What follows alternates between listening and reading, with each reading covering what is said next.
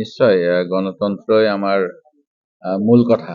দেশখন গণতান্ত্ৰিক দেশ আৰু ৰাইজে নিজৰ ইচ্ছা অনুসৰি চৰকাৰ বদলাবলৈ এটা সুযোগ পায় আৰু এই সুযোগ আমি কেইটামান মদৰ কাৰণে কেইটামান টকাৰ কাৰণে অপচয় কৰিব নালাগে। সেই গতিকে আমি জনগণক সজাগ কৰিবলৈ চাওঁ যে নিৰ্বাচনৰ সময়ত যিকোনো প্ৰতিশ্ৰুতি জুমলা হ'ব নালাগে আৰু সেই গতিকে এইবাৰ যিখিনি যোৱা সময়ছোৱাৰ প্ৰতিশ্ৰুতি আছিল শাসকীয় পক্ষৰ তাৰ জবাবদিহি আৰু যিটো অল্টাৰনেটিভ বিকল্প হ'লে মানে দেশৰ জনগণ, দেশৰ যুৱকসকল, দেশৰ মহিলাসকল সুৰক্ষিত হ'ব পাৰে, তাৰ বাবে মই ইণ্ডিয়া এলায়েন্সৰ প্ৰাৰ্থীৰ হকে ভোট প্ৰদান কৰিছোঁ আৰু মই আশা কৰোঁ ইণ্ডিয়া এলায়েন্স জয়ী হ'ব।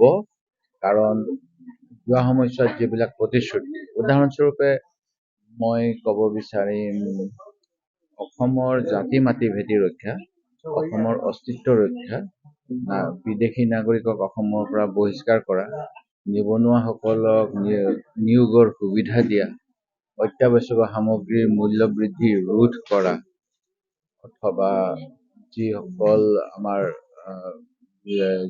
মানে মহিলা তেখেতসকলৰ নিৰাপত্তা অথবা অসমৰ বিভিন্ন সমস্যাসমূহৰ সমাধান, ইয়াৰ কোনো এটাই মই দেখা নাপালোঁ।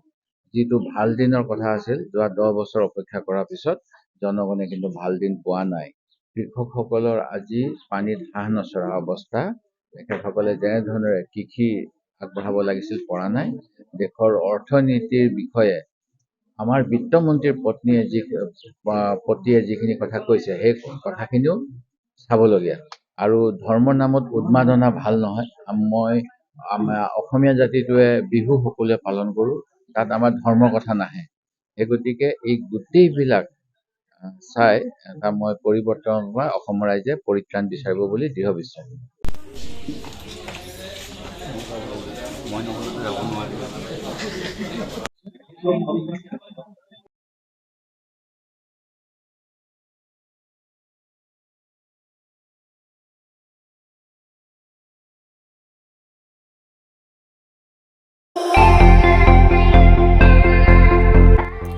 আপুনিও ভুগিছে নেকি গেছৰ সমস্যাত? গেছ আৰু লিভাৰ ৰিলেটেড সকলো সমস্যাৰ একমাত্ৰ সমাধান গেষ্ট্ৰচিটি। বদহজম, এচিডিটি, ফেটি লিভাৰ, পাইলছকে আদি কৰি ভিন্ন গেছৰ সমস্যাৰ সমাধানৰ বাবে কেৱল আপোনাৰ কাষত গেষ্ট্ৰচিটি।